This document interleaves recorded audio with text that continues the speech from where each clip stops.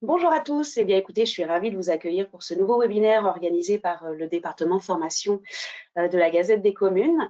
Donc, la Gazette des communes, comme vous le savez sans doute, c'est voilà, plus de 20 ans d'expérience maintenant, plus de 300 programmes de formation, plus de 1000 sessions programmées chaque année, un organisme bien évidemment référencé Calliope, certifié pour la formation des élus et présent donc sur mon compte élu. Donc nous diffusons des formations en management, en ressources humaines, en gestion et finances locales, mais aussi en marketing, en intelligence artificielle, en marché public. Voilà, toutes ces rubriques que vous retrouverez au travers de notre nouveau catalogue. J'ai oublié de mettre la version 2026, mais que je vous mettrai dans la conversation puisque notre catalogue 2026 est disponible. Vous avez sur la slide qui suit quelques formations phares. Vous êtes de nombreux juristes et juridiques aujourd'hui, donc je vous en ai mis deux sur les enjeux juridiques du numérique en collectivité, sur le management d'un service juridique dans les collectivités, mais tout ça, je vous le redirai, encore une fois, je vous envoie le catalogue. Donc c'est le dernier webinaire de l'année et une fois n'est pas coutume, nous sommes avec le cabinet Adaltis pour faire le point comme nous le faisons 2 fois par an depuis maintenant 4 voire 5 ans sur ce qu'il ne fallait pas manquer au second semestre 2025 concernant les collectivités à travers 6 thématiques qui vont être développées simultanément par Simon Ray, Gilles Le Châtelier, Jennifer Riffard, Jean-Marc Petit, Xavier Emmance et Sylvie Le Damani, qui sont tous avocats associés au cabinet Adaltis, cabinet spécialisé en droit public depuis maintenant 50 ans, cabinet qui est basé à la fois à Lyon, mais aussi à Paris, à Bordeaux, à Marseille, à Rennes, et aussi en Chine, à Pékin et à Shanghai. Il y a peut-être même d'autres villes depuis, je ne sais plus, j'en oublie peut-être, mais voilà. Donc, n'hésitez pas tout au long de l'intervention à leur poser vos questions via le petit module point d'interrogation que vous devez avoir à l'écran et je les leur relayerai à la fin de leur exposé. Je vous laisse donc la parole, chers maîtres. Bon webinaire à tous et à tout à l'heure pour les questions. Bonjour à tous, merci Laurence pour cette présentation. Donc, bienvenue pour ce webinaire désormais rendez-vous quotidien biannuel sur ces thématiques, les 6 thématiques évoquées. Je commencerai par le droit institutionnel et le droit de l'intercommunalité.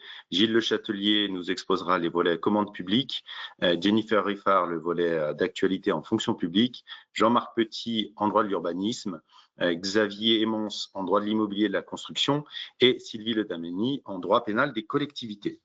Donc, sans plus tarder, premier sujet, ce qu'il ne fallait pas manquer en droit institutionnel et droit de l'intercommunalité, c'est la loi, la proposition de loi qui crée un statut de l'élu qui a été adoptée de manière définitive par l'Assemblée nationale le 8 décembre dernier et qui, sous réserve de son éventuelle transmission au Conseil constitutionnel, sera prochainement promulguée. Loi importante sur laquelle je vous invite à regarder en profondeur. Ici, on va évoquer les principaux éléments. Le temps imparti ne me permet pas d'en faire une analyse exhaustive, mais je vais essayer de vous donner l'ensemble des éléments les plus importants de cette proposition de loi qui a été définitivement adoptée et dont l'objectif est de rendre un peu plus attractif le statut de l'élu et aborde une multitude de thématiques sur ces différents aspects. Donc, la loi prévoit notamment dans les premières thématiques, c'est une amélioration du régime indemnitaire des élus pour réajuster un petit peu l'engagement des élus à leur juste valeur. Principalement, ici, la loi prévoit une revalorisation des montants, vous savez, maximaux des indemnités du maire et des adjoints, on le verra, qui sont calculés toujours selon un pourcentage de l'indice indemnitaire brut de la fonction publique, et on a réévalué les montants maximaux qui peuvent être accordés aux maires et aux adjoints.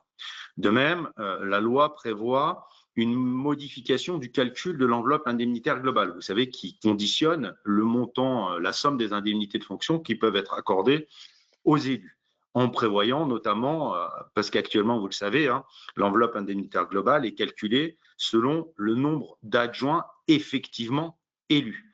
Ici, la loi prévoit d'accroître l'enveloppe indemnitaire globale, non pas en tenant compte du nombre d'adjoints effectivement élus, mais du nombre d'adjoints maximum théorique, vous savez, qui est limité à 30% de l'effectif du conseil municipal. Donc, si en application de ce nombre maximal de 30% de l'effectif, vous êtes potentiellement à 8 adjoints, mais que vous en avez élu que 4, actuellement, on calcule l'enveloppe indemnitaire globale sur 4 adjoints.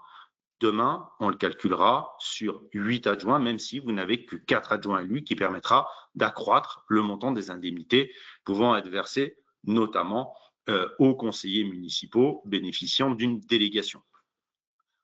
Autre modification, à l'instar du maire, il est prévu pour le président du conseil régional départemental de la métropole de Lyon, mais également de tous les EPCI à fiscalité propre, que ceux-ci bénéficient du montant maximum d'indemnité de droit sans débat et que c'est seulement à leur demande que l'on peut venir baisser le montant maximum de leur indemnité de fonction par délibération de l'organe délibérant afin d'accroître le montant des indemnités des autres élus. Mais c'est bien une indemnité de droit. Ici, bon, je vous ai mis les tableaux à gauche que j'évoquais sur l'indemnité maximale des maires, ancienne version sur le tableau de gauche, nouvelle version issue de la loi. Donc vous voyez, par exemple, pour les communes de moins de 500 habitants, l'indemnité maximale des maires passe de 25,5% de l'indice indemnitaire global à 28,1%. Voilà les différents éléments. De même sur les adjoints, vous voyez à gauche l'ancien tableau et le nouveau tableau actuel, plus le volet d'indemnité. Donc l'idée, c'est d'améliorer le montant des indemnités pouvant être versées aux différents élus, principalement communaux, parce que ces modifications de seuil d'indemnité n'est pas transposée pour les EPCI à fiscalité propre notamment, c'est uniquement pour les communes, pour accroître l'attrait et la volonté des élus de participer notamment et s'engager dans la vie politique. Ça, c'est la première grosse typologie de mesures pour améliorer la rémunération des élus. Je ne les ai pas toutes citées, je vous ai cité certaines d'entre elles. Deuxième typologie de modification prévue par cette loi, c'est un gros bloc pour faciliter l'engagement des élus et améliorer les conditions d'exercice de mandat. Et là-dessus, on a 4 thématiques qui ont été prévues par la loi avec différentes dispositions. La première thématique, c'est d'améliorer les conditions matérielles d'exercice du mandat au quotidien. Donc ici, ce qui est prévu notamment, c'est le remboursement obligatoire par la collectivité des frais de transport et de séjour des élus locaux. Actuellement, c'était une faculté, donc il fallait une délibération de l'organe délibérant pour prévoir cette possibilité-là. Désormais, ce n'est plus une faculté, c'est une obligation. La délibération devra quand même intervenir pour fixer les modalités de remboursement, mais ce sera de droit.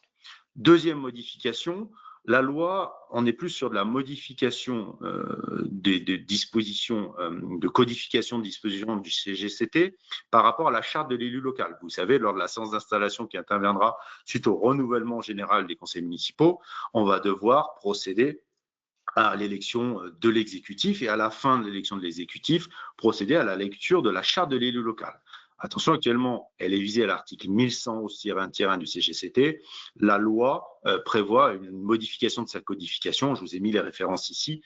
Donc, attention, lorsque vous allez évoquer cette charte de l'élu local, visez bien désormais les nouveaux articles concernés. De même, la loi prévoit la possibilité, vous savez, des commissions thématiques des communes qui interviennent pour travailler les sujets qui sont portés par l'organe délibérant. Maintenant, ces commissions thématiques pourront se tenir en visioconférence selon des modalités prévues dans le cadre du règlement intérieur. Donc attention, peut-être il sera pertinent de modifier le règlement intérieur pour prévoir la tenue en visioconférence de ces différentes commissions thématiques. De même, pour le bureau d'un EPCI ou d'un syndicat mixte, désormais, la loi prévoit la possibilité pour le bureau de se tenir en visioconférence selon les modalités prévues par le règlement intérieur. Enfin, la loi met fin à une incertitude juridique que l'on avait sur le mode de scrutin applicable pour l'élection des vice-présidents et des autres membres du bureau d'un EPCI et d'un syndicat mixte fermé. Parce que suite à la loi, vous savez, du 21 mai 2025, qui a modifié le scrutin applicable aux communes de moins de 1000 et qui a transposé les règles pour les communes de moins de 1000 aux communes de plus de 1000 habitants, on a supprimé les dispositions du CGCT auxquelles, suite à une décision du Conseil d'État, on se référait pour déterminer le mode de désignation des vice-présidents d'un EPCI, c'est-à-dire un scrutin uninominal majoritaire à 3 tours. Suite à la loi du 21 mai 25, désormais, on n'a plus qu'un seul article pour désigner les adjoints, c'était un scrutin de liste paritaire. Donc, comme vous savez, les règles applicables aux vice-présidents, on renvoie aux dispositions applicables à l'élection des adjoints, on n'avait que ce mode de scrutin paritaire, de scrutin de liste paritaire, avec la difficulté comment appliquer un scrutin de liste paritaire à un organe pour l'élection de l'exécutif, à un organe délibérant qui, lui, n'est pas paritaire. Donc, on avait une petite incertitude, une petite ambiguïté en la matière. C'est désormais terminé puisque la loi sur le statut de l'élu modifie l'article 5211-10 du CGCT pour prévoir expressément que l'élection des membres du bureau intervient selon les règles d'élection du maire, c'est-à-dire un scrutin uninominal majoritaire à 3 tours. Donc désormais, on n'a plus d'ambiguïté. On reste bien sur ce mode de scrutin. Élection des vice-présidents et des membres du bureau d'un EPCI et d'un syndicat mixte, c'est bien un scrutin uninominal majoritaire à 3 tours, comme c'était le cas jusqu'à présent. Autre élément de modification importante, c'est des dispositions pour venir faciliter la conciliation du mandat avec l'exercice d'une activité professionnelle. Donc là, on a un certain nombre de mesures, je vous en cite quelques-unes. Premier élément, la loi supprime l'incompatibilité qui était prévue à l'article L 237-1 du Code électoral entre l'exercice d'un mandat communautaire et un emploi salarié au sein d'une des communes membres de l'EPCI. Désormais, vous pourrez être fonctionnaire d'une commune et élu conseiller communautaire au sein de l'EPCI de rattachement de la commune au sein de laquelle vous exercez. Maintenant, il n'y en a plus cette incompatibilité qui a été supprimée par la loi. De même, la loi modifiait la durée du congé électif qui était jusqu'à présent de 10 jours, maintenant passe à 20 jours. Elle étend également les autorisations d'absence prévues pour les employeurs publics et privés pour permettre aux élus d'exercer leur mandat et prévoit d'autres modifications en la matière importantes à regarder qui peuvent être très utiles pour l'exercice du mandat. De même, elle vise, haute disposition, à faciliter la conciliation entre l'exercice du mandat et la vie personnelle de l'élu. Là-dessus, la loi étend aux communes de moins de 10 000 habitants, jusqu'à présent c'était limité aux communes de moins de 3 500 habitants, vous savez la compensation financière faite par l'État pour compenser les frais de garde et d'assistance qui sont engagés par les élus pour leur participation aux réunions liées à l'exercice de leur mandat. Donc là, on a ce mécanisme de compensation qui était limité aux communes de moins de 3 500. Maintenant, les communes de moins de 10 000 habitants pourront en bénéficier. Enfin, mais je finirai par là, disposition très importante prévue par cette loi, c'est visant à sécuriser l'engagement des élus et les accompagner dans le respect de leurs obligations déontologiques. Ici, vous savez, on a eu toutes les difficultés avec ce qu'on appelait le conflit d'intérêts public-public, c'est-à-dire on avait des dispositions selon lesquelles lorsque le représentant d'une collectivité dans un organisme extérieur lorsqu'un élu était désigné par sa collectivité pour la représenter dans un organisme extérieur, on considérait qu'ils étaient dans une situation de conflit d'intérêts potentiel et ils ne pouvaient pas participer aux décisions de la collectivité en lien avec cet organisme extérieur. C'est ce qu'on appelait le conflit d'intérêts public-public qui pouvait poser de réelles difficultés pratiques.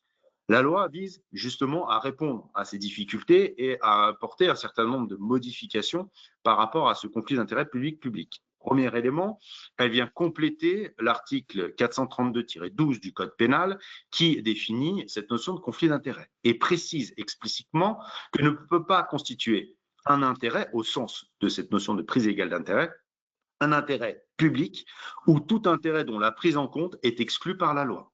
Et il est également précisé que cette infraction n'est pas constituée lorsque l'élu ne pouvait agir autrement en vue de répondre à un motif impérieux d'intérêt général. Donc l'objectif, c'est vraiment de limiter ces règles de conflit d'intérêts public-public. De même, la loi vient également compléter, vous savez, l'article 1111-6 du CGCT qui visait à apporter un régime de protection aux élus qui représentaient leur collectivité au sein d'un organisme extérieur. Puisque jusqu'à présent, on avait un système de protection pour les élus qui représentaient leur collectivité au sein d'un organisme extérieur en application de la loi, qui pouvaient quand même ne pas participer à un certain nombre de décisions limitativement prévues par la loi, notamment lorsqu'on conclut un contrat avec cette entité, lorsqu'on était désigné pour représenter notre collectivité au sein de cette entité, ou lorsqu'on accordait un avantage à cette entité. La loi, ici, modifie fortement cet article, notamment afin d'exclure des situations de conflit d'intérêts toutes les situations où la collectivité a désigné l'élu pour siéger au sein d'un autre organisme ou groupement, et non pas uniquement dans les cas où il a été désigné par la loi. Donc, la référence à désignation par la loi est supprimée, et il est prévu notamment que cette absence de conflit d'intérêts ne vaut lorsque l'élu ne perçoit pas d'indemnité de fonction au titre de cette représentation. Donc, lorsqu'il siège dans l'organisme extérieur et dans le cadre, il n'a pas d'indemnité à ce titre-là. Et dans cette hypothèse-là, elle limite, par contre, la seule possibilité de ne pas participer aux seules décisions qui visent à accorder à l'entité extérieure un contrat de la commande publique. Donc voilà, les dispositions sont réduites. Élément très important à creuser qui vise à réduire, vous savez, les mécanismes de déport et à chaque fois que l'on se prononce dans ce cadre-là, poser un certain nombre de difficultés. Enfin, de manière un petit peu intéressante également, qui est intéressant, c'est, vous savez, les déclarations d'intérêt, des situations de patrimoine qui vont être faites auprès de la Haute Autorité pour la transparence et la vie publique en début de mandat et en fin de mandat seront pré-remplies par la Haute Autorité. Attention, dommage, ça ne s'applique pas pour mars 26, il faudra attendre le prochain renouvellement pour que ça s'applique de manière très efficiente. Et enfin, dernier paquet de dispositions prévues par cette loi visant à sécuriser la fin de mandat des élus. On a un certain nombre de dispositions adoptées en la matière. Donc, une loi très importante que l'on attendait, qui vise qui modifie un certain nombre d'éléments. J'ai essayé de vous faire la version la plus complète, mais à regarder de manière très précise. Et je m'arrête ici et je laisse la parole à Gilles pour les sujets de commande publique. Merci Simon. Alors, d'abord, un point d'actualité qui n'en est pas un. Vous le savez, il y a une consultation en cours pour la refonte du Code de la commande publique et notamment l'évolution et la simplification de certaines de ces dispositions. Donc, je pense que tout ça, ça sera l'objet on en parlera lors de notre prochain webinaire d'actualité à la fin du premier semestre 2026, puisque très probablement les textes ont paru à cette date. Moi, je me contenterai de l'actualité jurisprudentielle avec 4 décisions qui ont retenu mon attention et qui peuvent intéresser les collectivités territoriales. Alors, la première, c'est le régime de l'allotissement des contrats de délégation de service public à la suite de l'arrêt du Conseil d'État du 15 juillet 2025, la société Le Chalet des Jumeaux, qui est un arrêt intéressant en ce sens qu'il aboutit à une forme d'assimilation du régime de l'allotissement des DSP à celui des marchés publics. Vous savez que, contrairement à ce qui existe en matière de marché, le Code de la commande publique et d'ailleurs les textes européens ne prévoient pas l'obligation d'allotissement dans la préparation et la mise en place de contrats de concession et de délégation de services publics. L'arrêt du 15 juillet 2025 permet au Conseil d'État de rappeler que, même si ce n'est pas une obligation, l'autorité concédante peut toujours allotir un contrat de DSP dès lors qu'elle ne méconnaît pas le principe d'égalité devant la commande publique. Alors, la spécificité de l'affaire, et c'est la raison pour laquelle je l'évoque ce matin devant vous, c'est que dans la mise en concurrence organisée par l'autorité concédante, il y avait une disposition qui interdisait aux candidats de soumettre des offres dans plus de 2 lots. Est-ce qu'une telle limitation est possible? Réponse du Conseil d'État, oui. qui reprend en fait sur ce point la solution qui avait été dégagée en matière de marché public, avec les conditions suivantes.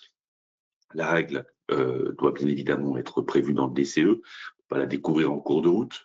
Deuxième point, elle doit être justifiée par l'objet de la concession, les nécessités propres au service public délégué ou la procédure de passation du contrat et ne pas être disproportionnée. Ça veut dire qu'elle ne doit pas aboutir à une atteinte trop importante. En l'espèce, il y avait quand même un petit débat puisque, comme je le disais, chaque candidat ne pouvait répondre qu'à 2 lots.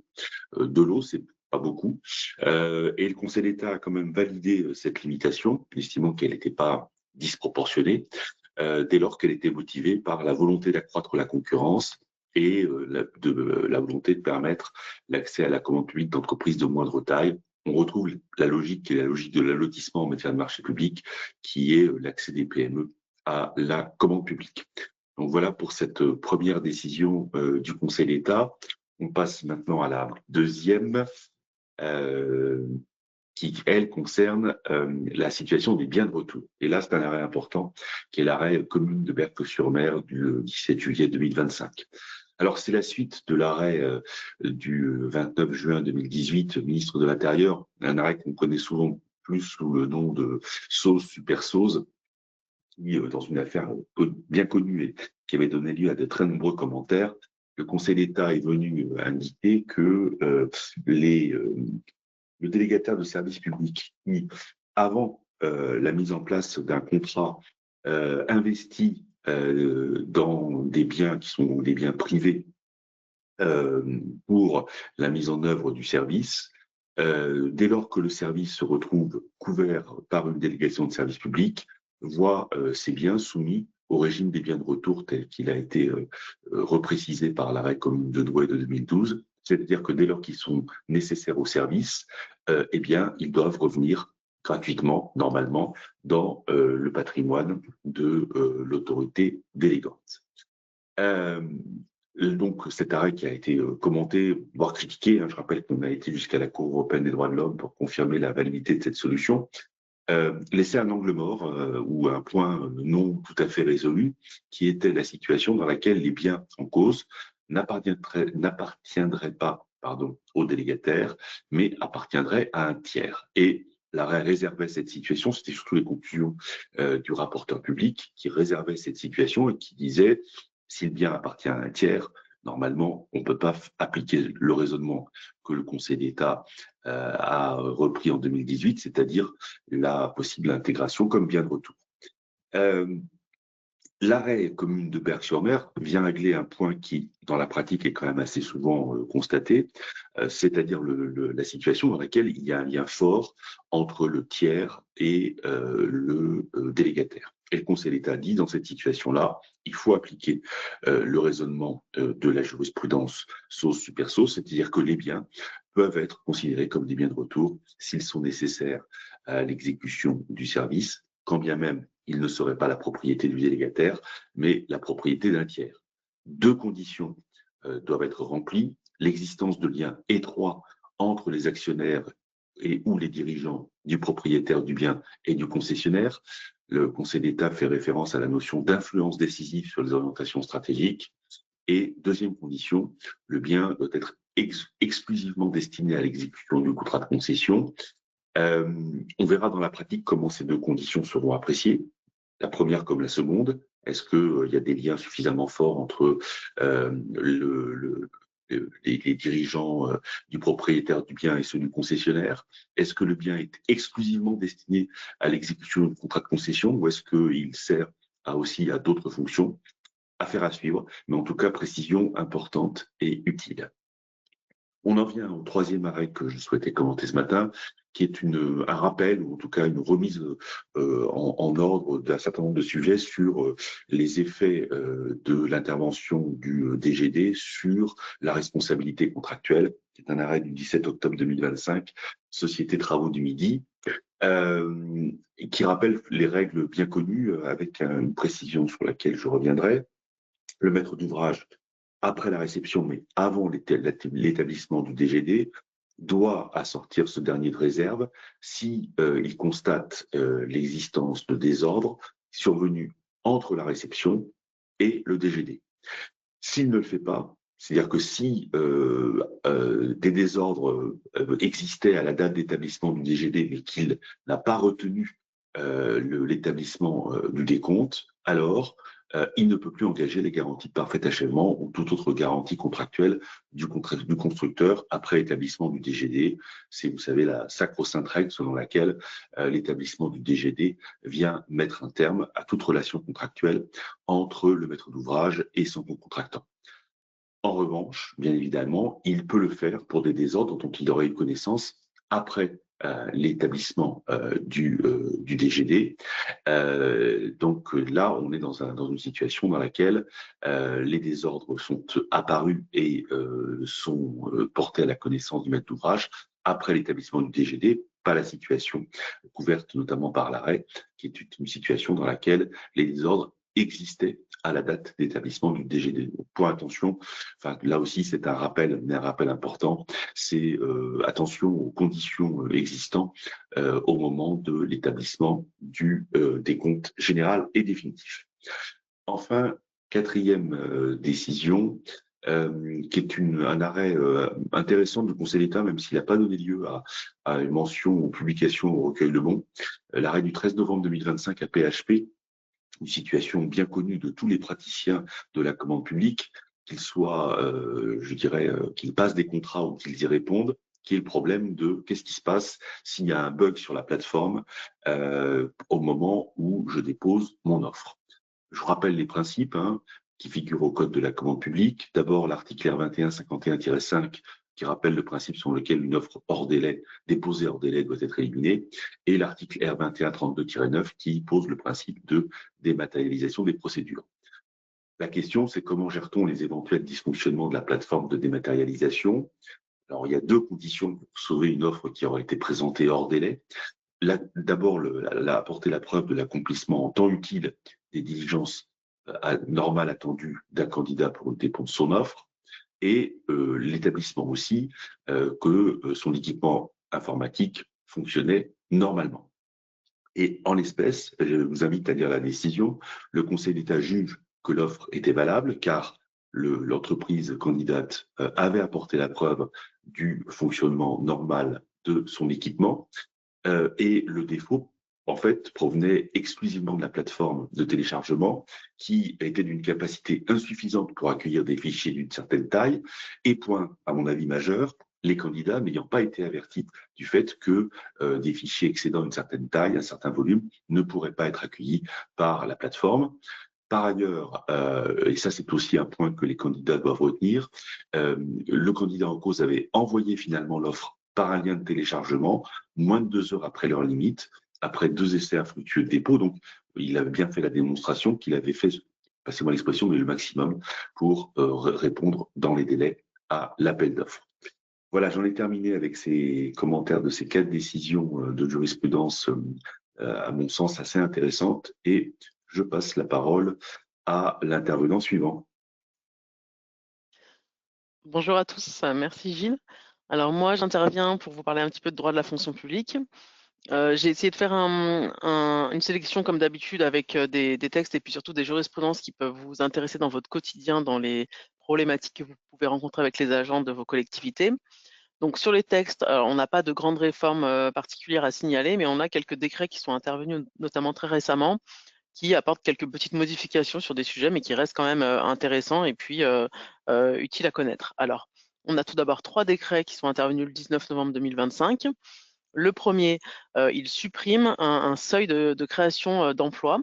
Donc c'était le seuil de 2000 habitants qu'on devait respecter pour pouvoir créer les emplois au grade d'avancement, au grade de principal, des cadres d'emploi d'attachés territoriaux, d'ingénieurs et de conseillers territoriaux des activités physiques et sportives.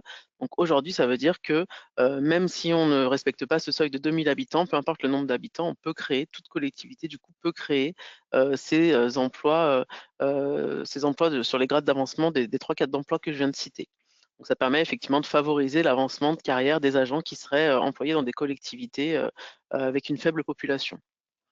Ensuite, le deuxième décret, toujours du 19 novembre, il supprime, là aussi, c'est une nouvelle suppression ici, la suppression d'un ratio d'avancement de grade.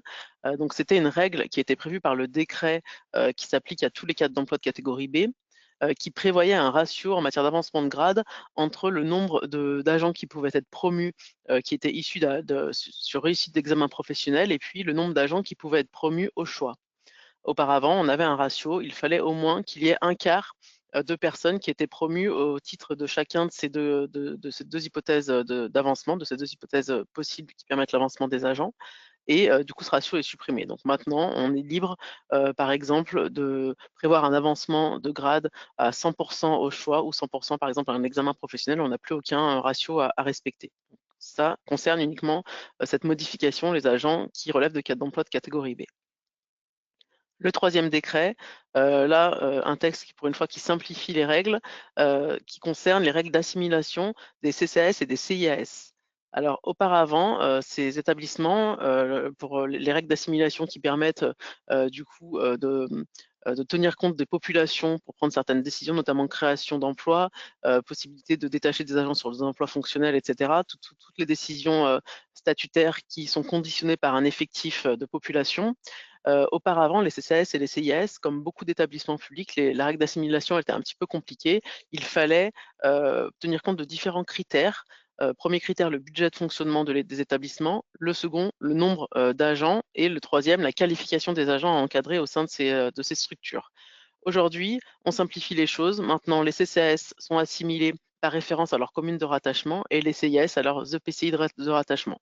Donc, c'est-à-dire qu'on prend en compte le nombre d'habitants de la commune dont est issu le CCAS, et le CCAS pourra se prévaloir du coup d'une assimilation en fonction de ce nombre d'habitants-là. Donc, ça simplifie pour ces structures-là l'application des règles d'assimilation.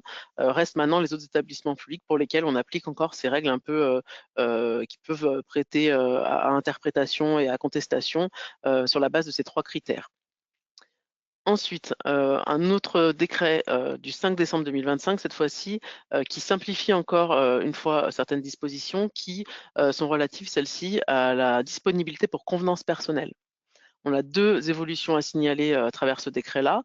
La première, la disponibilité pour convenance personnelle, ça, c'est pas modifié, elle est limitée à une durée maximale sur toute la carrière de l'agent de 10 ans. Auparavant, le texte prévoyait que pour qu'un agent puisse bénéficier de 10 années de dispo pour convenance personnelle, il fallait, dans tous les cas, qu'au bout de 5 ans, il soit réintégré au moins pendant 18 mois pour pouvoir bénéficier des 5 autres années de dispo pour convenance personnelle. Eh bien, tout simplement, le décret du 5 décembre supprime cette obligation de réintégration. Donc, on est toujours sur 10 ans de dispo pour convenance personnelle sur toute la carrière, qui peuvent être faits du coup de façon continue, sans réintégration obligatoire. Deuxième évolution qui intervient par ce décret sur la dispo pour convenance personnelle.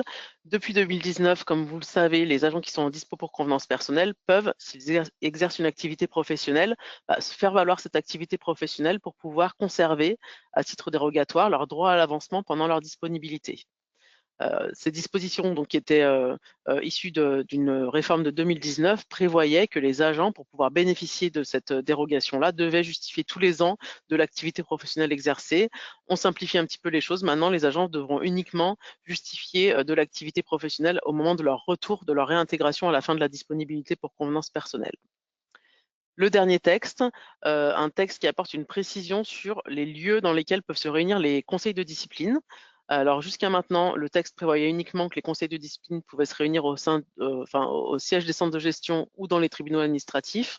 Maintenant, ce décret du 8 décembre modifie le décret de 89 sur la procédure disciplinaire, et il prévoit, pour les conseils de discipline dont le fonctionnement n'est pas géré justement par les centres de gestion, eh bien que les réunions du conseil de discipline pourront se faire par les centres de gestion, au sein des centres de gestion, dans les locaux des tribunaux administratifs, mais désormais également dans les locaux des sous-préfectures et au siège des collectivités ou établissements, mais dont ne relève pas le fonctionnaire. Donc, on ne peut pas faire une réunion du conseil de discipline au sein de notre propre structure mairie, par exemple, pour un agent de la commune, mais on peut le faire chez une collectivité voisine.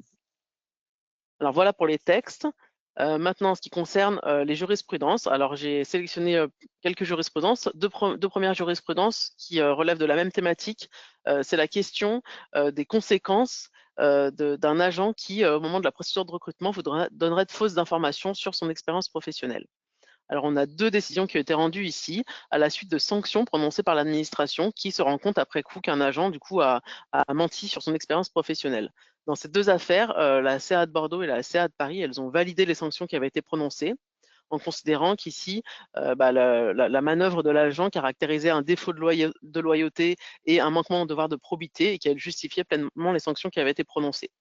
Alors, dans la première affaire, la CA de Bordeaux, la sanction, c'était une exclusion définitive du service. Donc, c'était effectivement un agent stagiaire qui se voit exclure définitivement, qui perd le bénéfice de son stage et qui irradie des cadres. Il s'avère que dans cette affaire-là, l'agent, dans son CV, avait mentionné une expérience professionnelle qui était fausse. Et en outre, il avait utilisé un faux document administratif pour pouvoir se prévaloir de cette qualité de l'expérience professionnelle qu'il avait irrégulièrement inscrite dans son CV. Dans la deuxième affaire, jugée par la CA de Paris, la sanction, c'était un licenciement en cours de période d'essai. Ici, ce qui avait été reproché à l'agent, c'est d'avoir indiqué dans son CV qu'il avait eu une expérience professionnelle auprès des services du Premier ministre sur une période qu'il identifiait comme étant une période de 2019 à 2021, donc laissant entendre qu'il avait occupé ses fonctions pendant 2 ans. Et en réalité, il s'avérait que déjà, il y avait eu 2 engagements successifs qui n'étaient pas continus. Donc, il y avait une période de creux en 2019, sur l'année 2019. Et puis, en plus, l'agent avait été licencié dès décembre 2020. Et donc, les mentions qui étaient portées dans son CV étaient complètement trompeuses. Et le juge a considéré que la sanction était pour ce motif-là justifiée. Les autres jurisprudences sur la slide suivante portent également sur la même thématique qui est la protection fonctionnelle. Alors, c'est des jurisprudences qui m'ont paru intéressantes pour 2 raisons. La première, c'est qu'on constate, nous, dans notre pratique, que les demandes de protection fonctionnelle, elles sont de plus en plus fréquentes. Et puis, elles sont de plus en plus fréquentes aussi lorsque des agents ou des élus font l'objet de poursuites pénales parce qu'on on le constate aujourd'hui de plus en plus de procédures pénales qui sont engagées, notamment contre des élus. Donc ici, un petit rappel avant d'évoquer les 2 jurisprudences que j'ai sélectionnées sur la règle qui est quand l'agent fait l'objet de poursuites pénales pour des faits qui ont un lien avec ses fonctions, avec son mandat pour un élu, ces agents ou ces élus ont droit à la protection fonctionnelle, sauf dans l'hypothèse où les faits pour lesquels ils sont pénalement poursuivis relèvent d'une faute personnelle qui est détachable des fonctions. Ici, dans les 2 décisions que je vous cite, le juge a considéré que tel était le cas et que du coup, la protection fonctionnelle ne pouvait pas être octroyée. Donc, dans la première hypothèse, on est sur une demande qui avait été formulée par un agent qui s'était vu refuser la protection fonctionnelle par son autorité territoriale.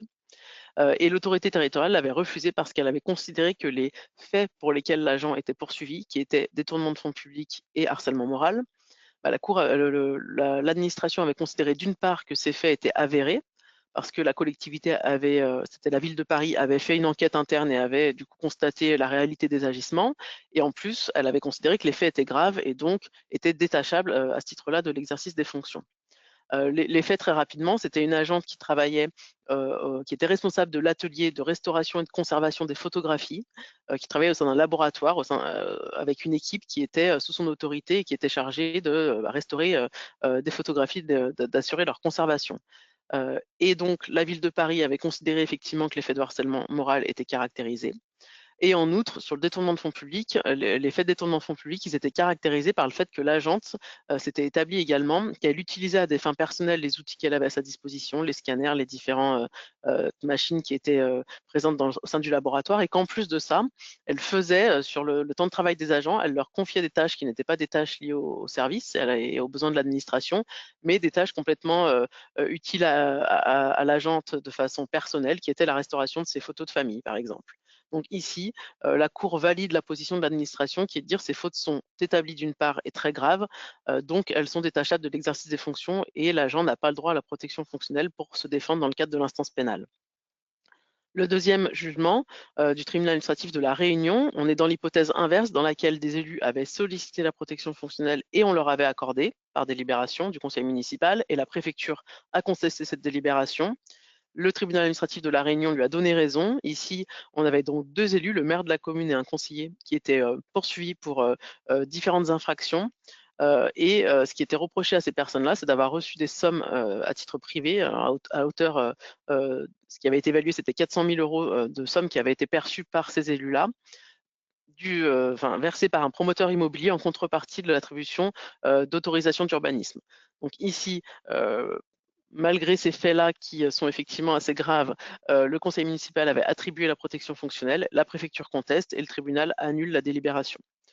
C'est une décision qui est récente. Je ne sais pas si elle fait l'objet d'un appel, mais on peut quand même supposer que si un appel est engagé, il sera rejeté au regard des éléments de ce dossier. Ensuite, autre décision qui nous apporte quelques éclaircissements que j'ai trouvé intéressants sur les règles d'avancement. La première qui a été rendue par la CA de Paris, c'était la situation d'un agent qui était titulaire du grade d'adjoint technique. Cet agent-là, il avait fait 2 demandes d'avancement simultanées.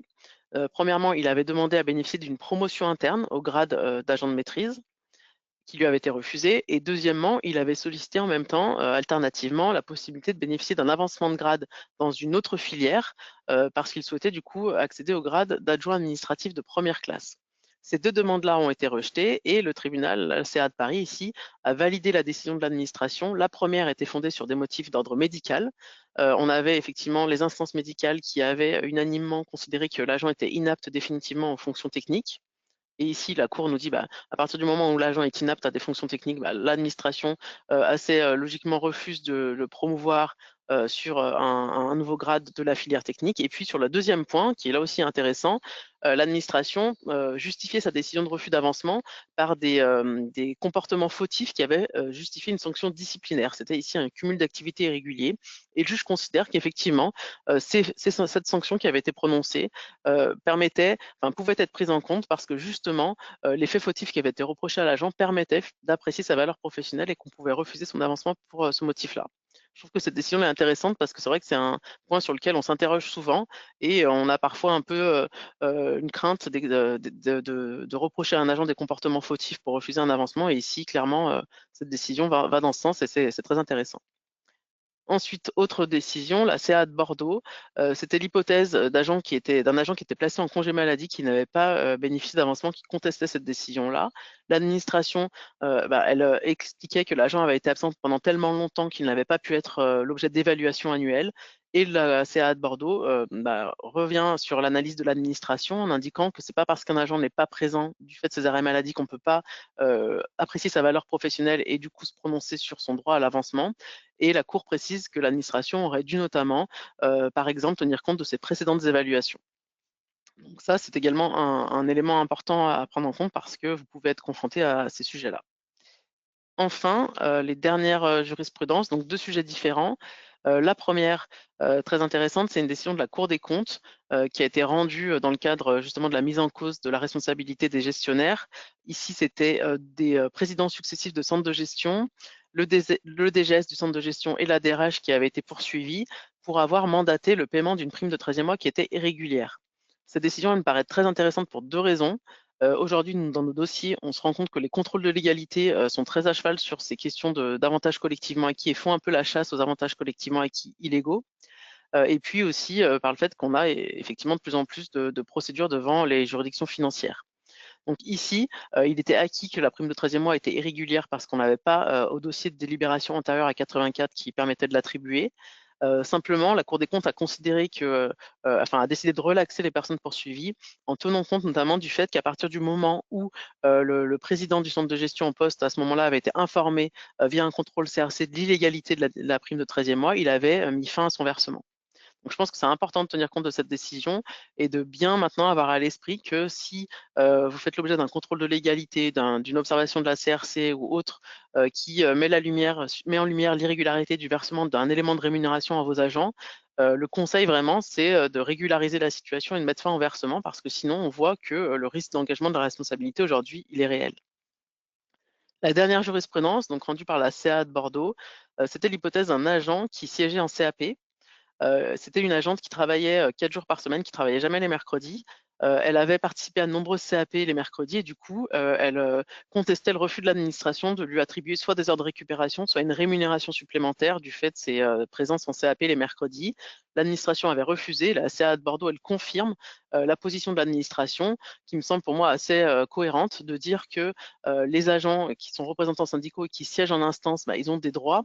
Notamment, ils bénéficient de facilités pour s'absenter avec des autorisations d'absence ou l'application de l'utilisation des crédits d'heures syndicales. Mais finalement, s'ils ont à exercer leur activité en dehors de leur temps de travail, on n'a pas à leur faire bénéficier de récupération, de rémunération pour ces heures. Voilà. Donc voilà aussi cette dernière jurisprudence qui peut vous être utile dans le quotidien et dans la gestion des demandes de vos agents. J'en ai terminé sur la fonction publique et je laisse la place à Jean-Marc Petit sur le droit de l'urbanisme.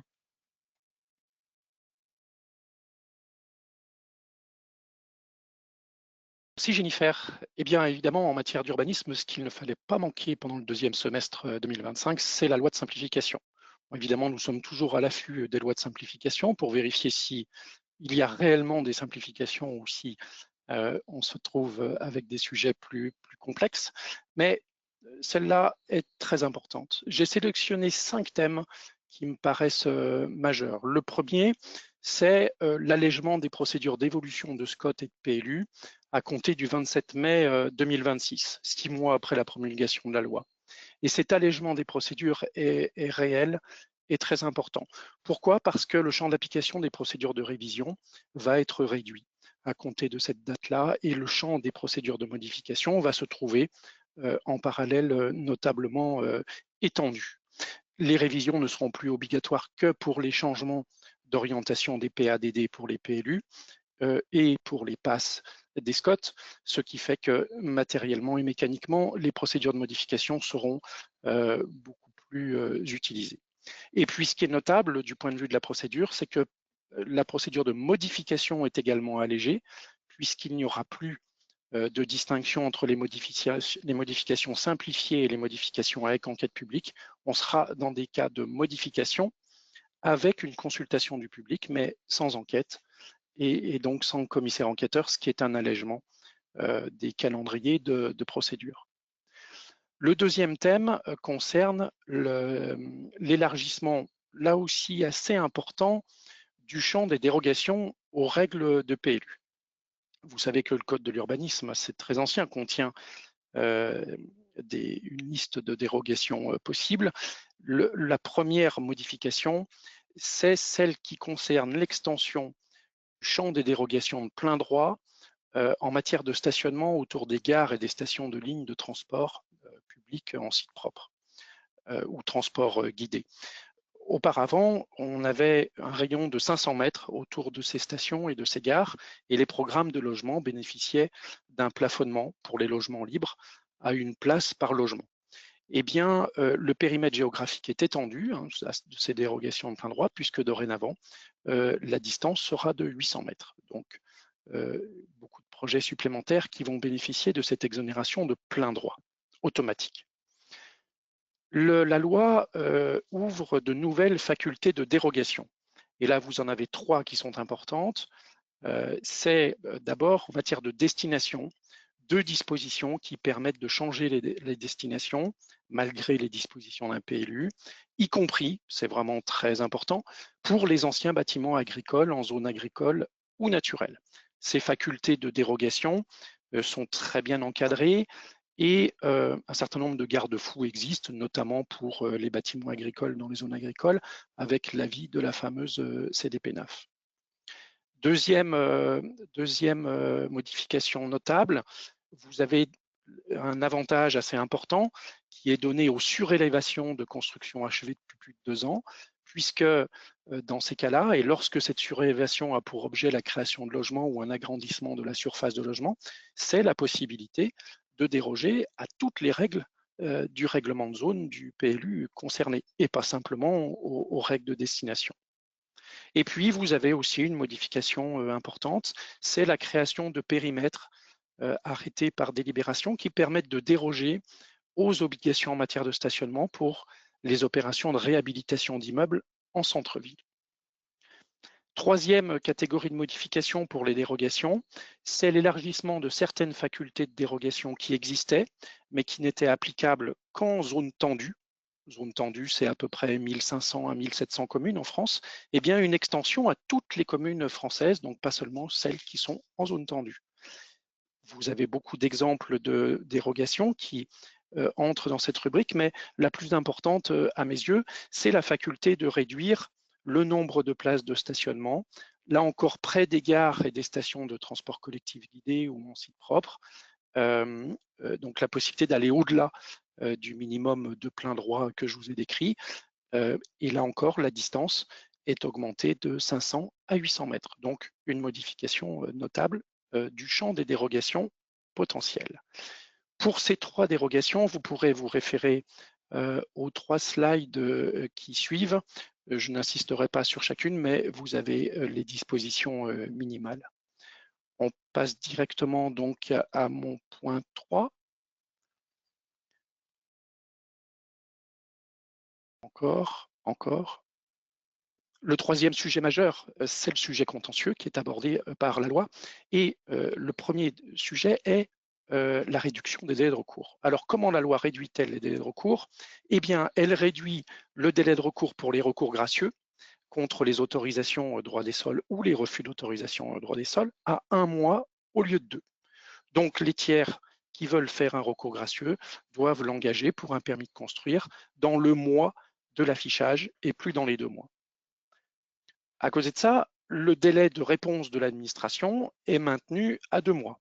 Et vous savez que par ailleurs, vous avez des règles de délai pour les retraits de permis accordés, le délai c'est 3 mois, et pour le retrait des refus, le délai est 4 mois.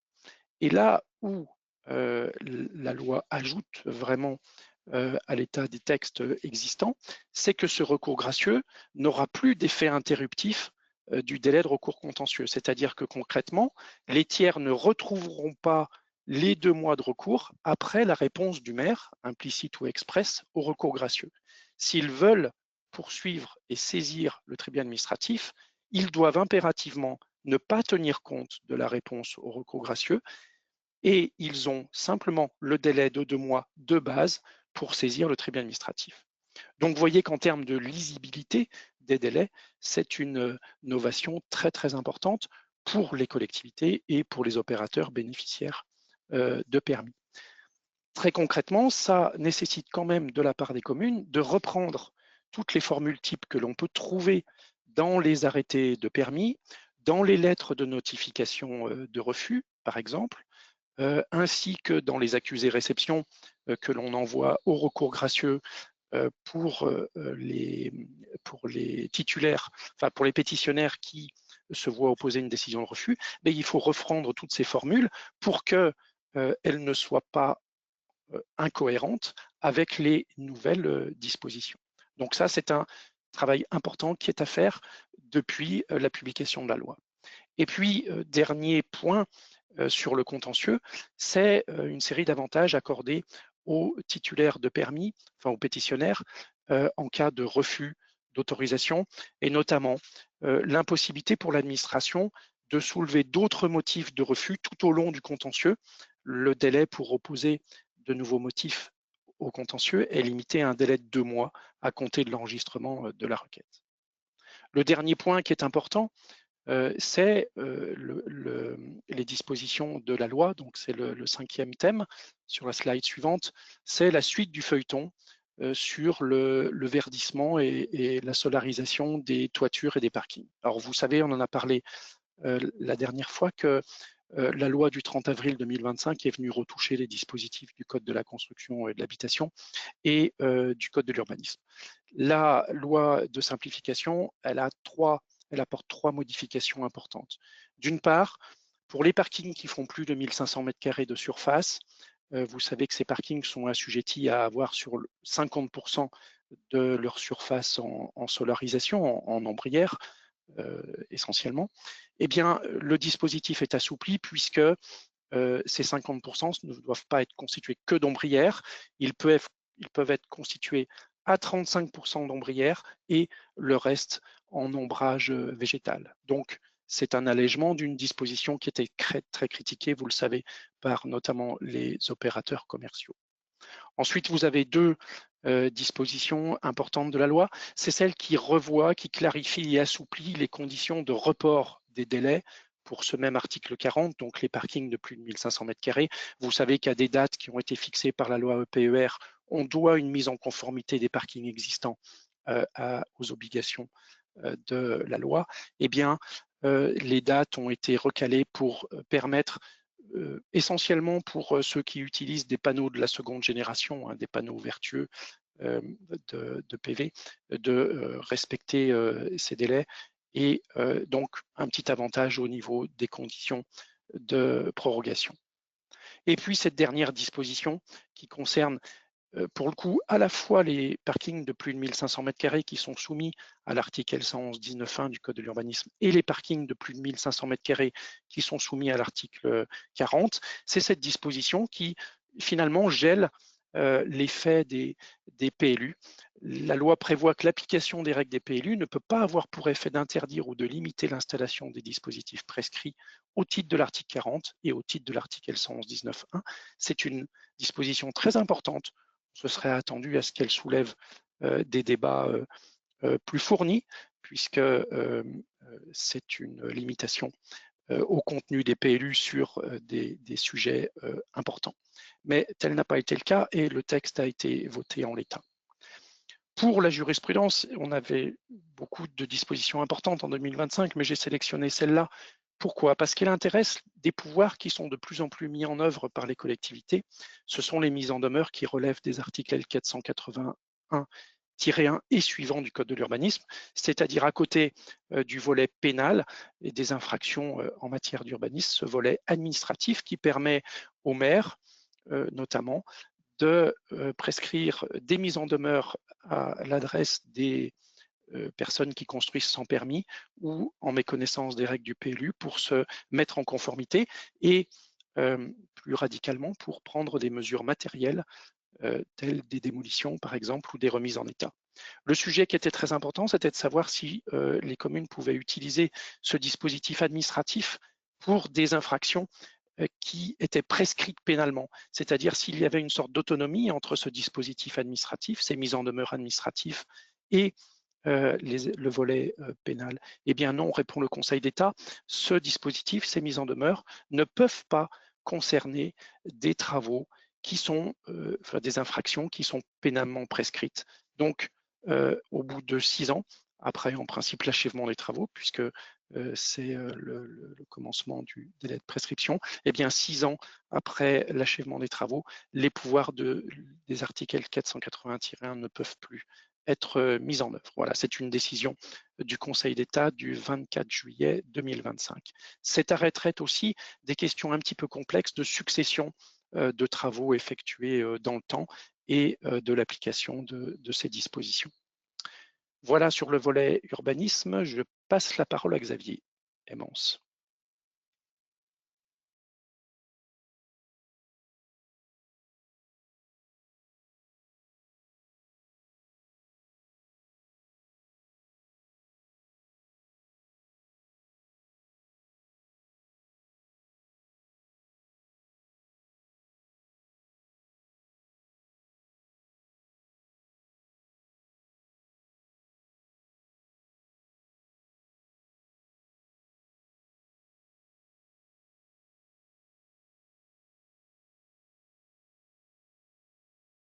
Je pense qu'on a un petit problème avec Xavier, donc je propose de laisser la parole à Sylvie sur le volet pénal. Sylvie, je te laisse la parole.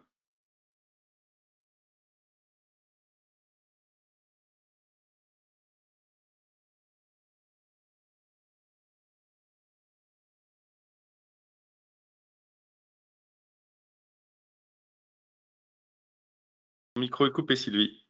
Ton micro.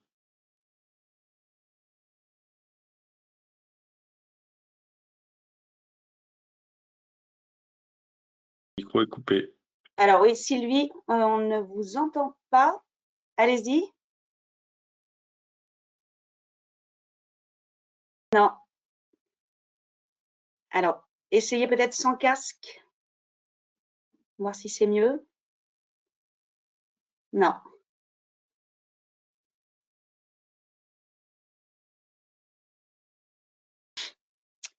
Non, non, non, on ne vous entend pas.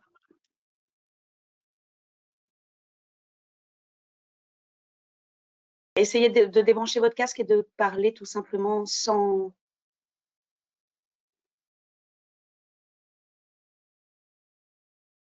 Non.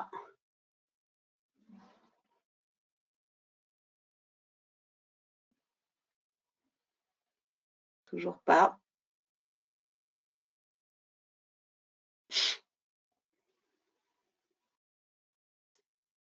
Votre micro est pourtant bien ouvert.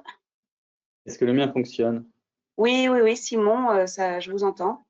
C'est Xavier. Xavier, c'est bon, on va te pardon, donner la Xavier. parole, le temps de refaire Exactement. la problématique. Ok. À toi, Xavier.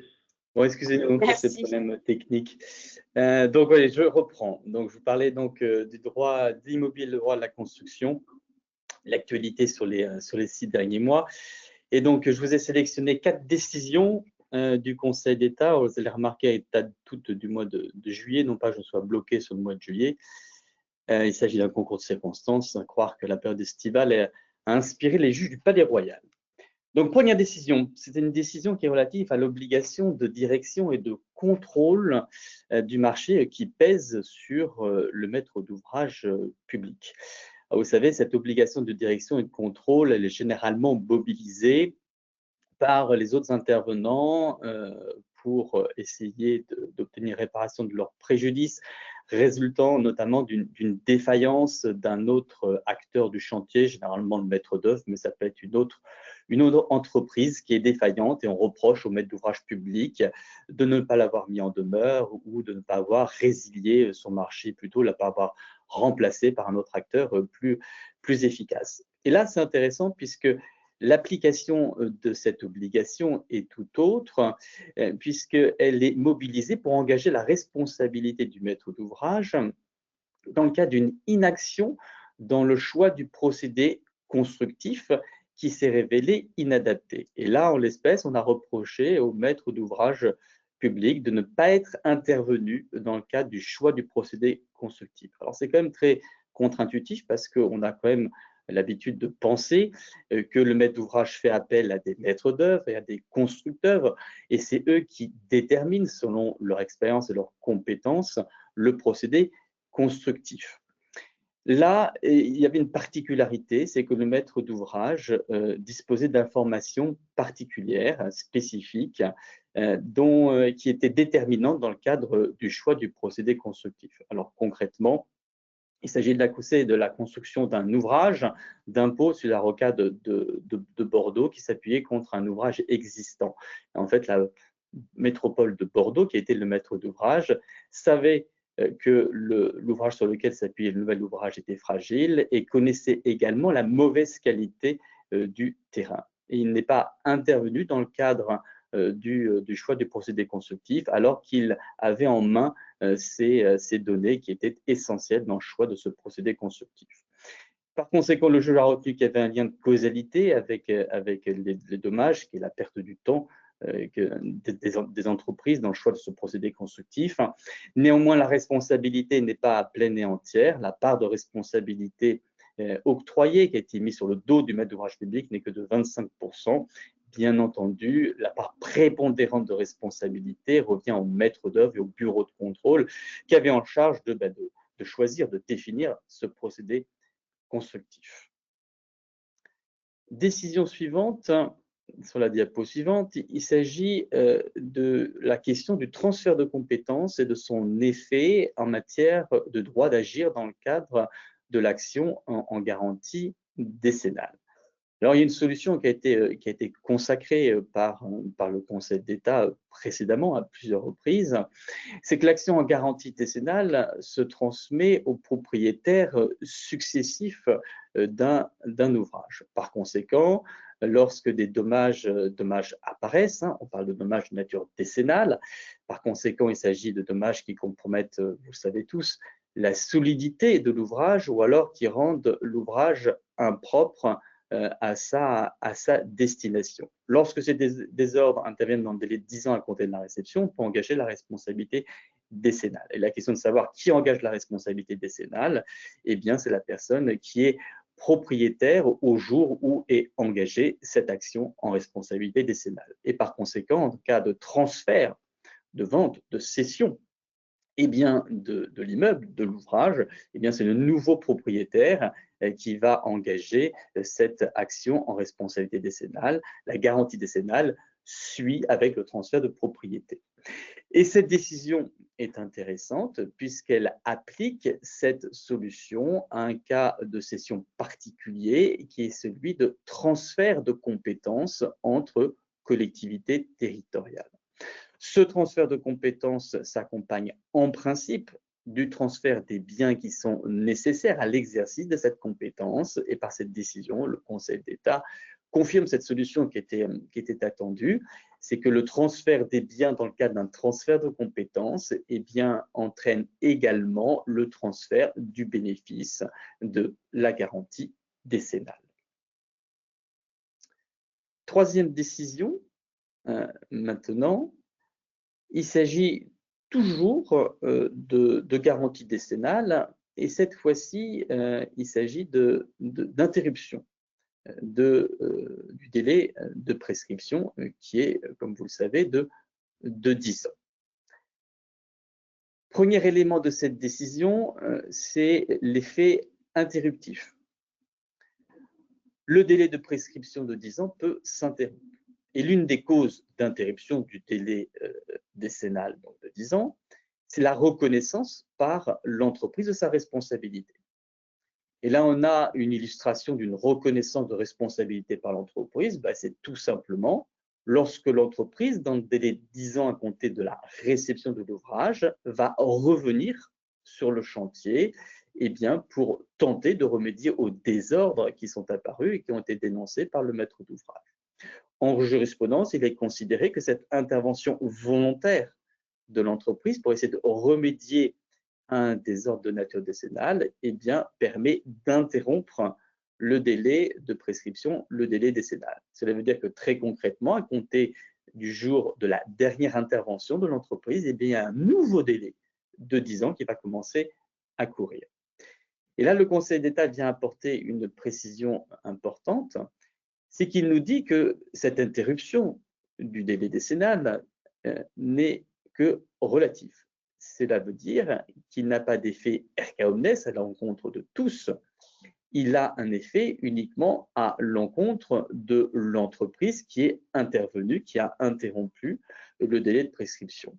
Par conséquent, il n'a pas d'effet sur les autres constructeurs, les autres intervenants sur le chantier qui, eux, restent soumis au délai de prescription initial, donc 10 ans à compter de la réception.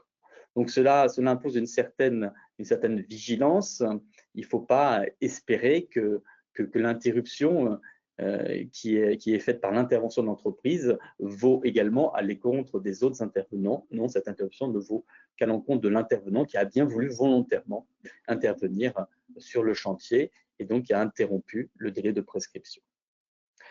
Dernière décision maintenant, il s'agit d'une décision sur la notion, on reste toujours en matière de garantie décennale, sur la notion d'ouvrage. Comme vous le savez, la garantie décennale s'attache sur la notion d'ouvrage.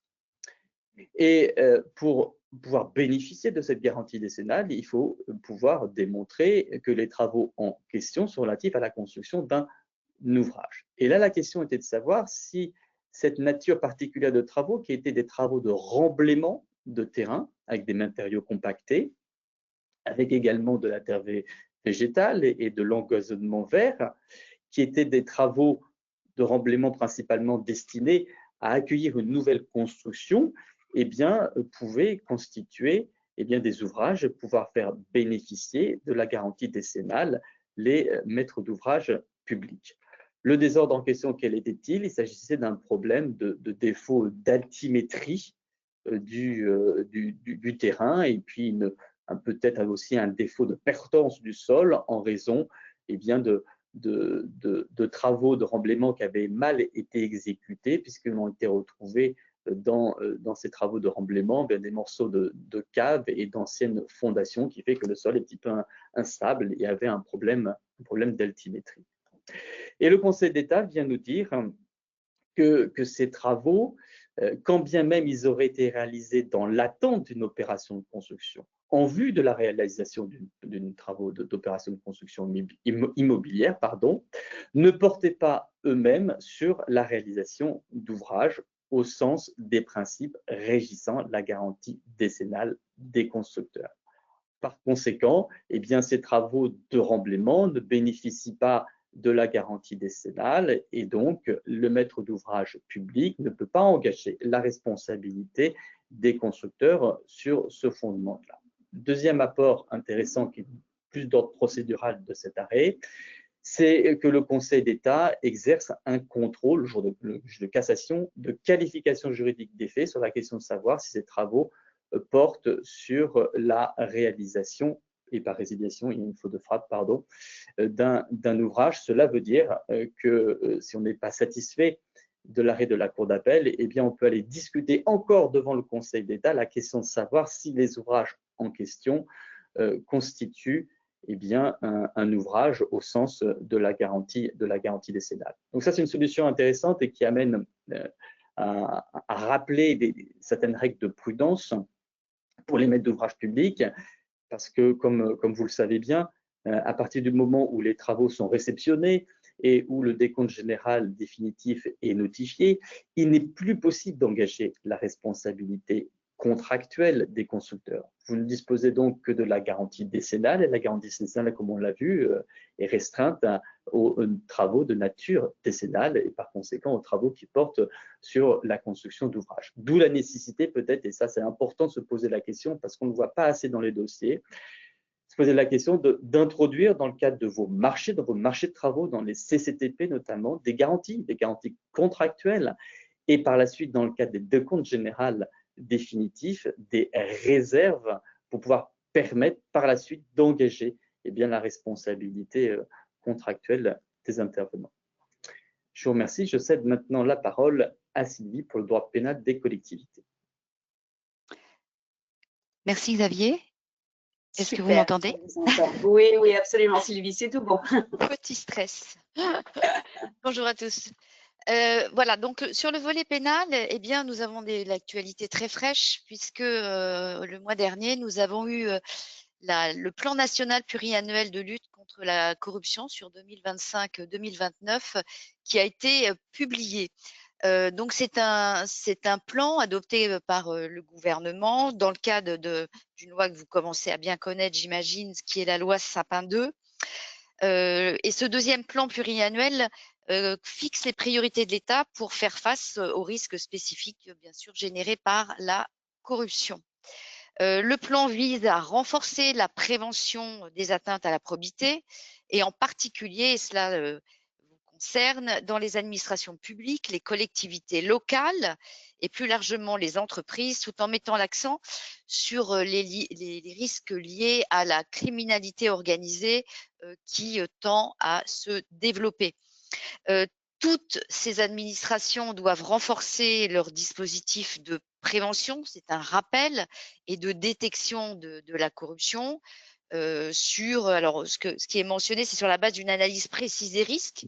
Donc, on invite ces acteurs à mettre à jour, voire à réaliser, s'ils n'en ont pas, des cartographies des risques sur ces sujets, et avec l'implication donc des dirigeants publics et avec des formations à développer et à renouveler régulièrement dans le cadre de ces administrations ou collectivités. Une vigilance particulière devra être portée sur les secteurs les plus exposés, et cela ne vous étonnera pas, notamment les achats publics et les opérateurs de l'État ou organismes chargés de missions de service public. Nous avons 4 axes dans ce plan pluriannuel et l'un d'eux va nous intéresser davantage. Donc, le premier, c'est de renforcer la lutte contre la corruption et les atteintes à la probité au sein de l'administration de l'État. L'axe 2, c'est d'aider les collectivités territoriales à lutter contre les atteintes à la probité. L'axe 3, protéger les acteurs économiques contre les atteintes à la probité. Et le dernier axe, lutter contre la corruption au niveau international. L'axe 2, qui concerne spécifiquement les collectivités territoriales, eh bien, est plus axé sur 3 mesures, à savoir clarifier le cadre juridique applicable en matière d'atteinte à la probité. dans les collectivités territoriales. Alors, avec une modification du cadre juridique de l'infraction de prise illégale d'intérêt pour supprimer cette infraction dans le cas de conflit d'intérêt entre deux intérêts de nature publique. Également une clarification des règles relatives à l'encadrement des recrutements familiaux, puisqu'on rencontre un certain nombre de cas et de dossiers que nous suivons d'ailleurs pour les postes pourvus sans concours au sein des collectivités territoriales. Et puis un renforcement des dispositions déontologiques du code de sécurité intérieure applicable à la police municipale. Autre point, c'est d'accompagner les élus et les agents territoriaux dans une meilleure maîtrise des risques d'atteinte à la probité, avec une attention particulière pour la zone géographique outre-mer. Avec, eh bien, cela passe par une mise à disposition d'outils et de formation pour les élus, les agents territoriaux et un renforcement d'échanges sur les bonnes pratiques. Et on verra que l'Agence française anticorruption intervient beaucoup, soit dans le cadre de contrôle, exercé dans le cadre de, exercé sur des collectivités ou bien en accompagnement pour aider ces collectivités, ces administrations au sens large dans la mise en place de bonnes pratiques pour prévenir et lutter contre la corruption. Ensuite, eh bien, un autre point, c'est de renforcer le suivi et de contrôler la bonne application par ces collectivités des dispositifs de prévention et de détection des atteintes avec eh bien, une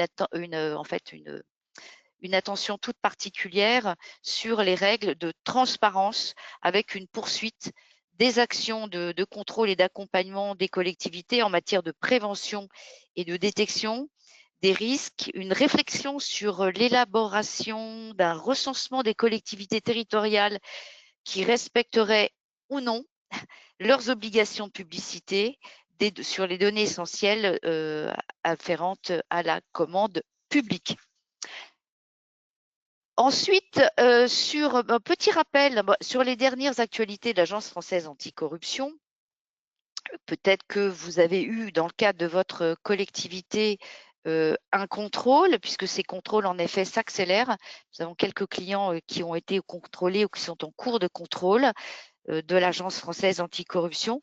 Donc, nous avons un nouveau, alors le guide, ça c'est pour rappel, parce que à nouveau, si vous n'avez pas eu le temps de le consulter ou d'avoir d'utiliser un outil qui est très bien conçu d'auto-évaluation sur Probicité. C'est une auto-évaluation en fait qui est mise à disposition, conçue par l'AFA et destinée aux élus du bloc communal et à leurs collaborateurs afin de leur permettre d'évaluer. Donc, il y a un certain nombre de questions, donc d'évaluer le degré de maturité, car il est assez inégal, comme vous pouvez le deviner, des communes face au risque d'atteinte à la probité. Voilà, donc ce guide sur les élus, à l'attention des élus du bloc communal pour mieux gérer les risques d'atteinte à la probité. Autre guide et tout récent, c'est la publication par toujours l'Agence française anticorruption sur en fait les entreprises publiques locales, qui est donc paru en octobre dernier. C'est très opérationnel, il est très bien conçu. Je vous invite à le consulter. Il reprend les principaux éléments d'un plan anticorruption. Bien sûr adapté aux spécificités d'une entreprise publique locale selon la taille, ses moyens et bien sûr la réalité opérationnelle, la réalité du terrain. Alors vous avez des fiches pratiques pour l'élu, le dirigeant, les salariés pour vous interroger sur la déontologie dans l'entreprise. C'est un beau sujet. Donc quel est l'encadrement, quelle est la gouvernance à mettre en place au sein de votre organisation pour mettre en œuvre ces règles de déontologie, ou du moins de les rappeler pour sensibiliser davantage les agents, notamment sur des sujets d'actualité et grandissants, les conflits d'intérêts, les cadeaux, les invitations, les parrainages, les sujets de sponsoring. Également des fiches sur les risques auxquels chacun est exposé pour en fait notamment sur des risques alors que l'on dit classiques sur les fonctions support, notamment les fonctions ressources humaines et marché public, et sur certains métiers. bien sûr, puisqu'en fait, ces EPL agissent dans un univers de risques très divers, l'aménagement, l'urbanisme, le logement social, la culture, l'environnement, etc. Et bien sûr, les EPL sont invités à se doter de bonnes pratiques, d'outils pour sécuriser les actions. Voilà, donc vous avez dans ce guide une palette d'outils très intéressante à mettre en place. Ensuite, je passe assez rapidement, mais vous pourrez le consulter. C'est la publication d'un rapport de la Cour des comptes sur l'évaluation de la politique publique de lutte contre la corruption. Et c'est très intéressant et il est bien conçu, comme qu'on pourrait dire comme toujours, puisque vous avez un rapport qui est très développé, mais vous avez, ce qui est très pratique, une synthèse donc qui permet d'aller à l'essentiel. Et que nous dit ce rapport? Eh bien, les constats sont les suivants. Il y a un manque de connaissance des phénomènes de corruption. Il y a un cadre juridique très étoffé et de plus en plus étoffé pour lutter contre la corruption, mais qui est construit par empilement, donc une sorte de millefeuille qui n'est pas évident à déchiffrer. Il y a un déploiement des instruments de prévention et de détection en progrès dans le secteur privé, mais encore lacunaire dans le secteur public. Il est relevé également, et ça c'est un point très important, que les sanctions non pénales, donc de nature administrative, sont insuffisamment mises en œuvre et il pointe du doigt l'Agence française anticorruption qui a donc alors à ses côtés une commission des sanctions indépendante, puisque je rappelle, l'AFA est sous la tutelle de deux ministères, budget et justice. Cette commission, c'est une petite anecdote, mais qui n'est pas neutre, des sanctions n'avaient pas été renouvelées. Donc, on n'a pas eu de commission des sanctions pendant 2 ans, ce qui n'a pas amélioré la note de la France dans le cadre de l'évaluation des bons élèves, puisqu'il y a un classement mondial pour voir les États, les organisations, il y en a 170 qui sont listés et donc notre note a été dégradée dans le cadre de nos travaux de prévention et de lutte contre la corruption. Donc l'AFA est invitée à utiliser davantage sa commission des sanctions qui rend des sanctions de nature administrative, donc des amendes destinées bien aux personnes morales et également aux personnes privées qui n'auraient pas mis en place ce que l'on attend en fait notamment d'une collectivité, un plan de lutte contre la corruption. Donc avec des sanctions pécuniaires qui peuvent aller jusqu'à 1 million d'euros, voire 200 000 euros pour les personnes physiques. Également une chaîne pénale qui est en tension, des moyens insuffisants et on le sait, vous le savez certainement dans le cadre de vos fonctions, et une stratégie anticorruption qu'il faudrait davantage assumer. Et quelles sont les recommandations en fait de la Cour des comptes? Et très brièvement, vous le verrez si vous consultez ce rapport.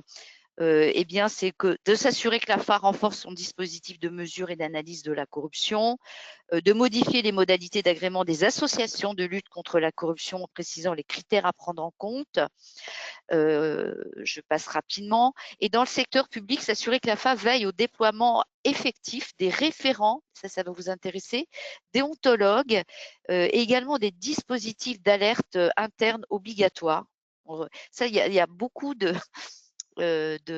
collectivités qui n'ont pas forcément mis en place ce dispositif d'alerte obligatoire à partir du moment où elles ont atteint le seuil de 50 salariés depuis 2018 et de mettre en fait en place ce canal qui recueille les alertes.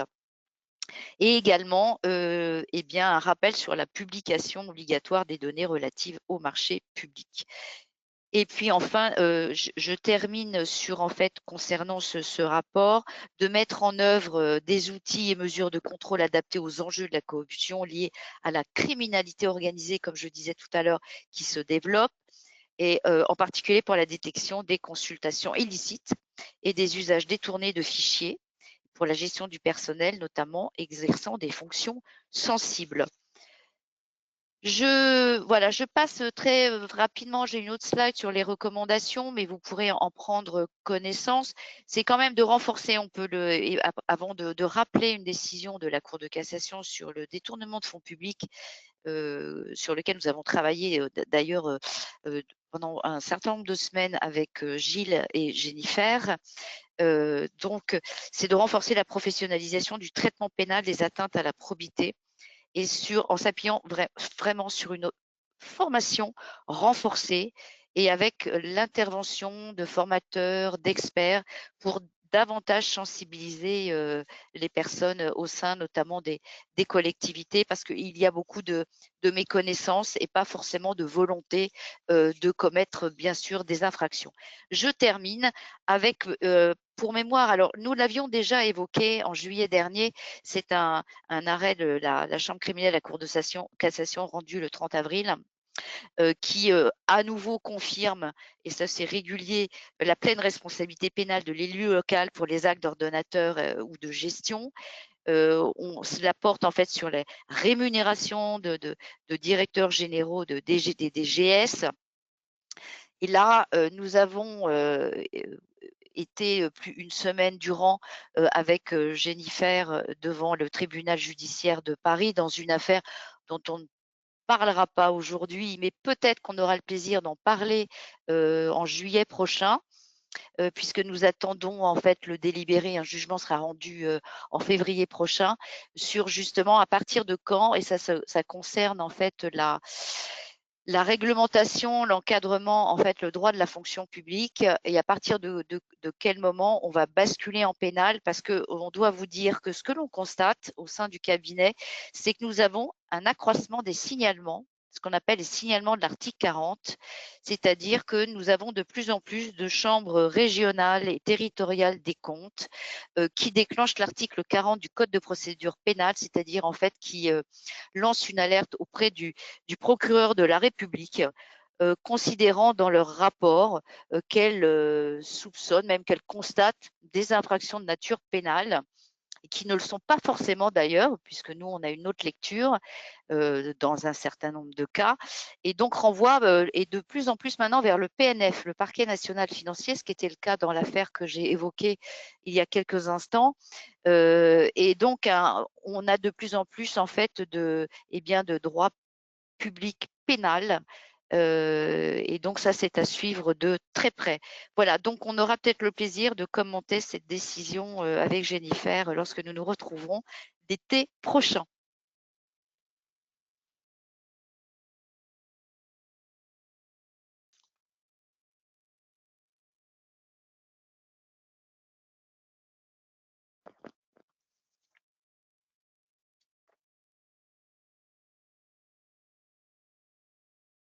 On a terminé, Laurence, ou est-ce qu'on a des questions éventuellement dans le chat? On a été un petit peu long que prévu, mais il y a le petit problématique technique qui est venu là-dessus. Merci en tout cas à tous. Voilà, on a beaucoup de questions effectivement. On va peut-être pas pouvoir toutes les prendre, et puis il y en a qui sont beaucoup trop spécifiques, on va dire, pour être posées à cette occasion. Je vais peut-être essayer de reprendre dans l'ordre. Donc, Simon, au début de votre intervention, on nous a demandé s'il y avait, dans la nouvelle loi que vous évoquiez, des limites au cumul des indemnités. Par exemple, je suis à la fois sur une ville, sur une agglo, etc. Il y a des règles par rapport à l'écrêtement. Je l'ai évoqué, je ne l'ai pas évoqué précisément, mais il y a une disposition qui parle, vous savez, les principes d'écrêtement, on ne peut jamais, dans le cumul des indemnités, percevoir plus d'une fois et demie l'indemnité parlementaire qui, de mémoire, au 1er janvier 24, doit s'élever un peu plus de 8 000 euros. Donc, on ne peut jamais avoir plus d'indemnités là-dessus avec des règles d'écrêtement particulières qui viennent s'appliquer, et la loi vient apporter certaines précisions dans ce cadre-là. Voilà. Donc oui, il y a des discussions un petit peu particulières là-dessus. Cette loi couvre une multitude d'éléments. Voilà. Parfait. Et puis toujours chez vous, Simon, on nous a demandé plutôt vers la fin, même si le remboursement des frais de transport est maintenant obligatoire, est-ce qu'il faut bien une délibération qui le prévoit? Oui, enfin, qui prévoit les modalités. C'est non plus le principe. La délibération, jusqu'à présent, on devait avoir une délibération qui qui décide du principe de cette possibilité et qui fixe les modalités de remboursement. Là, on n'a plus à délibérer sur la possibilité de les rembourser, puisque c'est une obligation. On va délibérer pour préciser les modalités de remboursement. Donc, il faudra toujours une délibération et pour préciser les modalités de remboursement. C'est très clair. Alors ensuite, j'ai une question sur l'intervention de Gilles, donc sur la commande publique. Sait-on si le juge administratif a tranché définitivement la question de la qualification de la procédure des 3 devis en MAPA? Alors, pas totalement. Pas totalement. Il y a une décision récente, en fait, qui semble faire cette théorie. Mais pour l'instant, à ma connaissance, il n'y a pas encore de décision de principe, je dirais, du Conseil d'État qui vient, je dirais, avaliser cette pratique, même si dans la jurisprudence qu'on peut lire des tribunaux administratifs, on la voit assez valablement reconnue. Moi, à titre personnel, elle me semble tout à fait raisonnable et répondre aux prescriptions du Code de la commande publique. Ok, merci beaucoup. Alors, on a eu beaucoup de questions par rapport à l'intervention de Jennifer, mais voilà, des questions assez précises. Donc, je suis désolée, on n'est pas dans une consultation lors de ce webinaire. Mais par contre, Jennifer, il y avait une question peut-être un petit peu plus large et qui peut concerner tout le monde par rapport à ce que vous avez évoqué à la fin de votre intervention. Est-ce que cela concerne aussi les chèques cadeaux en fait, qui sont remis aux agents en fin d'année? Alors, par rapport au risque d'engagement de la responsabilité, oui, tout à fait. Sur les chèques cadeaux, la question, c'est de savoir, c'est toujours le sujet de savoir si c'est un élément de rémunération ou une prestation d'action sociale, en fait. Le chèque cadeau, ce qui est important, c'est qu'on puisse le qualifier de prestation d'action sociale parce que du coup, on est un peu libre de faire ce qu'on le veut. Donc, la prestation d'action sociale, je ne vais pas la redéfinir, mais la question, c'est ça. C'est soit c'est une prestation d'action sociale et à ce moment-là, pour moi, c'est possible de le faire. Soit c'est requalifié en élément de rémunération et à partir du moment où c'est pas autorisé, il y a effectivement une difficulté qui peut se poser. Très bien. Et puis, je vais prendre une dernière question qui a été posée lors de l'intervention de Sylvie. Est-ce que le fait de détenir des actions ou des parts dans une société, mais sans y travailler, est autorisé pour un agent ou est-ce que cela doit faire l'objet d'une déclaration particulière? Dans une société, peu importe, une société de droit privé? Oui, sans doute. Mais sans y travailler. Alors, le mieux, c'est de le déclarer s'il y a un risque de conflit d'intérêts. On est sur le sujet des conflits d'intérêts, en fait. Oui, il y a plusieurs choses en droit. Si on parle en droit de la fonction publique, il y a aussi un problème de cumul. Donc, les Sylvie, je te laisse voir, mais il y a aussi cette question. Vas-y, Jennifer, absolument. Oui, il y a plusieurs sujets, je pense. Faut savoir que il y a la règle de non-cumul d'activité qui s'impose à tous les fonctionnaires, qui fait que quand on est agent public, on ne peut pas avoir une activité privée lucrative en plus de l'exercice de ses fonctions. Et notamment, le texte prévoit précisément qu'on ne peut pas être dirigeant d'entreprise ou créer une entreprise. Après, il y a des dérogations, mais le principe, c'est de toute façon qu'on n'a pas le droit d'avoir des départs, des actions, d'être dirigeant d'une entreprise en plus de ses fonctions publiques. Donc après, et on peut par cas et les dérogations qui sont possibles. Et on a le sujet du risque de la prise illégale d'intérêt, de tout ce qui tourne autour globalement de une bonne gestion des conflits d'intérêts. Pas se faire piéger en fait. Parfait. Je vous remercie infiniment pour ces précisions. Donc, je vous enverrai bien évidemment toutes les questions qui ont été posées, auxquelles on n'a pas forcément pu répondre aujourd'hui. On a même des gens, vous voyez, des fidèles qui nous disent « Ah, en juillet prochain, du coup, quand on se retrouvera, est-ce qu'on pourra évoquer ça, ça, ça ?» Donc, voilà, rendez-vous est pris avec grand plaisir pour juillet prochain. Merci encore à tous les associés du cabinet Adaltis pour leur présence à nos côtés. Ils animent un certain nombre de nos formations sur la Gazette des communes, donc ça serait avec plaisir que vous pourrez les retrouver aussi sur les formations proprement dites. Bon appétit à tous, très bonne fin d'année, fête de fin d'année. Prenez soin de vous et à très vite pour un nouveau webinaire. Merci encore à tous. Merci. À l'année prochaine. Merci, au revoir. Bonne fête de fin d'année, au revoir.